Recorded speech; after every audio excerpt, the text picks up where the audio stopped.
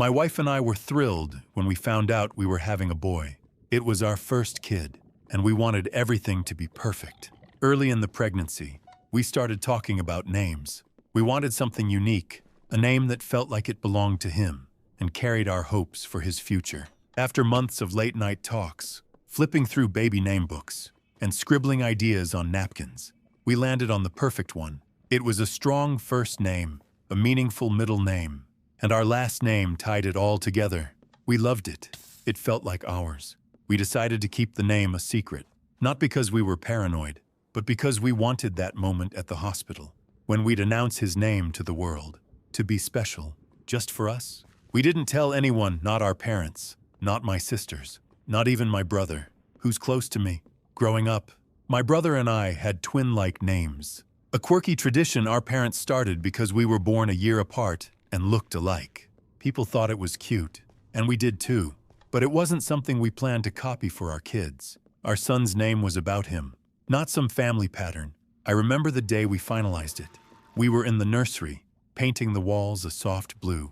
My wife pulled out a little journal we'd been using to jot down ideas. She wrote the name in big, careful letters, and we just sat there, grinning like idiots. It was real now.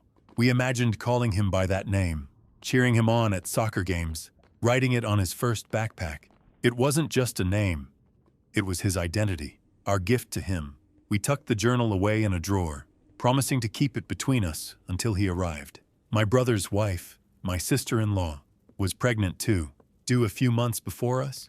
We were excited to be dads around the same time, picturing our kids growing up together, but we never shared the name with them. Not a hint. We figured they'd pick their own name, and we'd all laugh about our kids' adventures as cousins. Looking back, I wish we'd been more careful about that journal. It was our mistake, leaving it where someone could find it. But at the time, we were just happy, dreaming about our son and the life we'd build together. Then, everything changed. My sister-in-law, who was due a few months before us, somehow found out our son's name. We never told her, or anyone else, so it had to be snooping. Maybe she saw the journal in our nursery during a family barbecue, or maybe she peeked at a baby registry we'd started online. Either way, it wasn't an accident. One day, she called my wife, gushing about how much she loved the name. "It's perfect," she said, all sweet and casual. My wife thanked her, but felt uneasy. Why was she bringing it up? We brushed it off, hoping it was just a compliment. Nothing more. 3 months later, my nephew was born. My sister-in-law posted the announcement on social media, and there it was. Our son's exact name, first, middle, and last, word for word. My wife and I stared at the screen, hearts sinking. It felt like someone had stolen something precious, something we'd poured our love into. We hadn't even had our son yet, and now his name was on someone else's kid. I called my brother, hoping for an explanation. He sounded nervous, like he knew it was wrong. He said his wife wanted to connect our boys. Since he and I have twin-like names, it's a family thing, he said. Like that made it okay. He admitted she'd had a rough birth and begged me to keep quiet, saying she didn't need drama right now. I hung up, furious. My wife and I sat on the couch, trying to make sense of it. How could she take our name, knowing it was ours? Why didn't she ask, or at least warn us? We talked about her motives. Was it jealousy, wanting to one-up us? Or did she genuinely think it was cute? Either way, it felt like a betrayal. My brother's excuse about the rough birth didn't cut it. A tough delivery doesn't give you a free pass to hijack someone else's choice. We felt trapped, knowing our son would arrive soon. And his name was already out there, tied to his cousin. The joy we'd felt in that nursery was gone, replaced by anger and a sinking sense of loss. After the shock of my sister-in-law stealing our son's name, my wife and I had to figure out what to do. We sat in our living room, still reeling from my brother's call. Keep the name and deal with two cousins having the exact same first, middle, and last name, or pick a new one and reclaim our choice. Both options felt heavy. Keeping it meant constant confusion, same schools, same doctors, same small town. A new name meant letting go of something we loved. But it also meant giving our son his own identity. We dove into research. We read about kids with identical names in the same school, teachers mixing up records, report cards sent to the wrong house. Banking could be a mess. Imagine both boys trying to open accounts or get loans later. Medical records worried us most. A mix-up at the hospital could mean the wrong treatment. We even called a friend who works at City Hall to ask about name changes in our state. She said it's easy in the first 6 months, but after that, it's a legal hassle with paperwork and court approvals. That gave us an idea. Change our son's name, but keep it quiet until my nephew's name was locked in, so my sister-in-law couldn't copy us again. Late at night, after our son was born, we talked it over in whispers, cradling him in our arms. His name was supposed to be his, not a shared label with his cousin. We wanted him to stand out, to have his own story. Family harmony mattered, but not at the cost of his identity. So, we picked a new name, just as special, and decided to play along with the original one for a few months. We'd nod when people asked, smile, and say, "Yep, that's his name." It felt sneaky, but it was the only way to protect our choice. We planned to reveal the new name once we were in the clear, hoping our family would understand why we did it. Once we were sure my sister-in-law couldn't change her son's name, we shared our son's new name with everyone. Last week, we sent out a group text to family and friends, announcing it with a photo of him smiling in his crib. The response was overwhelming, in a good way. My parents called right away, saying they loved the new name and thought my sister-in-law's move was out of line. My sisters texted heart emojis and said it was smart to avoid confusion. My in-laws, who'd been upset about the name theft, sent a long email about how proud they were of us for standing up for our son. Friends chimed in too, saying they'd have done the same if someone pulled that stunt. It felt like a weight lifted, knowing our people had our backs. Then my brother called, and things got messy. He was mad, voice tight, accusing me of pulling a dick move by changing the name behind their backs. He said my sister-in-law was crying, feeling like we'd ruined her plan to have our boys share a special bond, like our twin-like names. He called us selfish, said we were gatekeeping names, acting like we owned them. I fired back, saying his wife's choice to snoop and steal our name was the real low blow. I laid out the practical stuff. How two kids with the same full name in the same town, same schools, would be a nightmare. Think report cards getting swapped, bank accounts mixed up, or doctors calling the wrong kid for an appointment.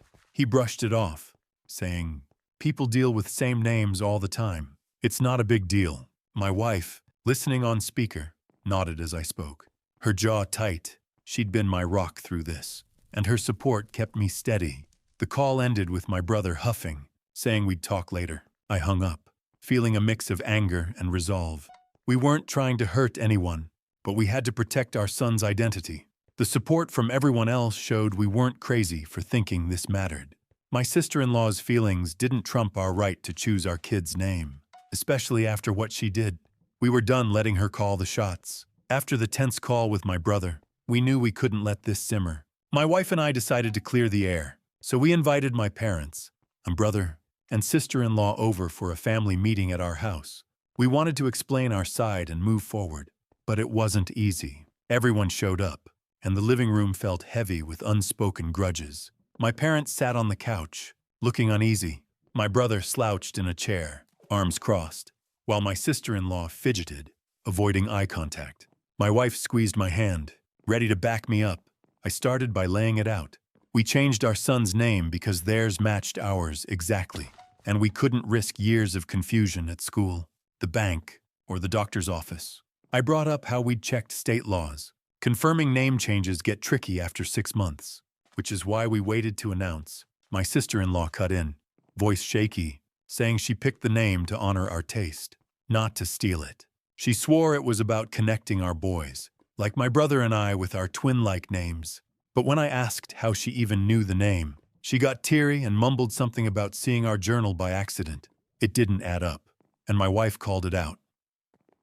Nobody accidentally reads a private notebook. My brother jumped to her defense, saying we were blowing it out of proportion and embarrassing her. He repeated that same names aren't a big deal, but I wasn't buying it. I asked if he'd thought about both boys getting mixed up at school events or when they apply for jobs someday. He just shrugged. My parents tried to mediate, saying they understood why we changed the name, but hoped we could keep the peace. They didn't like my sister-in-law's snooping either, but they wanted everyone to get along. The meeting ended with no real resolution. just a promise to talk more later. Driving it all home, my wife's strength kept me grounded. She'd been rock solid, planning with me, researching laws, and standing firm. That night, I lay awake, thinking about trust. My sister-in-law's actions broke something, and I wasn't sure we could rebuild it. But I felt good about protecting our son's identity, even if it meant ruffling feathers.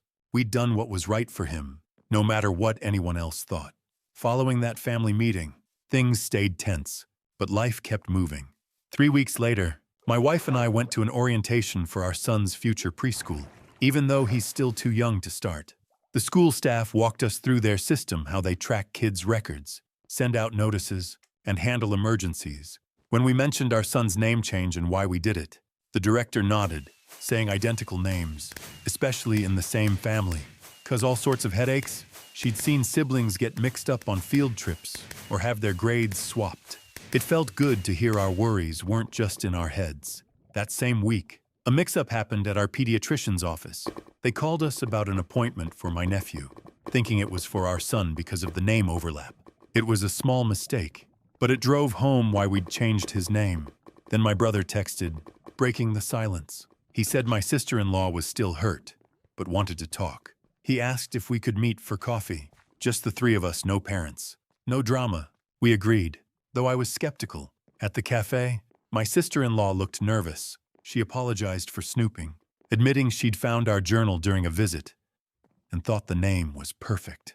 She swore she meant to create a bond between our boys, not to upset us. I listened, but didn't let her off easy. I told her taking our name without asking crossed a line, and we changed ours to protect our son's identity. She teared up, saying she hadn't thought about the practical stuff, like school or doctors. I stayed firm, but didn't want bad blood forever. Our boys are cousins, and they'll grow up together. So, I suggested regular playdates to keep them close, and she agreed, promising to respect our boundaries. My brother mostly stayed quiet, but he seemed relieved we were talking. Driving home, I thought about family ties versus standing our ground. We'd made the right call, but I wanted our son to have a relationship with his cousin. It's a balancing act, and we're figuring it out one step at a time. Since that coffee meetup, 2 years have passed, and a lot has settled. Our son is now 2, a happy toddler with a name that's all his own. He's thriving, and his unique name feels like the right choice every time we call him. His cousin, my nephew, is just a bit older, and the boys are thick as thieves. They have playdates at the park, chasing each other around slides and giggling over snacks. Watching them, I'm glad there's no confusion over their names. At a family reunion last month, everyone commented on how easy it is to tell them apart: teachers, cousins. Even the guy running the bounce house got it right. That small win means everything. My sister-in-law has mostly respected our boundaries since our talk. She hasn't pulled any more stunts, and she's been polite at family gatherings. But I'm still cautious. Her snooping left a mark, and I don't fully trust her intentions. We keep personal stuff private now, like locking our journals and being careful about what we share. My brother, though, has come around. We've rebuilt our bond, mostly through dad talks, swapping stories about diaper disasters and first words. He's a good father, and I love that our boys are close. Still, we don't talk much about his wife's actions. It's a sore spot we both avoid. Looking back, my wife and I feel stronger for what we did. Changing our son's name wasn't just about avoiding mix-ups. It was about standing up for our family's right to make our own choices. In America, naming your kid is personal, a way to give them a piece of who you are. We protected that for our son, and it set a precedent. Nobody gets to cross our lines without pushback. My wife's been my rock, and our parents, sisters, and friends have cheered us on. At that reunion, as the boys played, I felt grateful for our support system. We've built a life where our son's name is his own, and that's worth every tough conversation.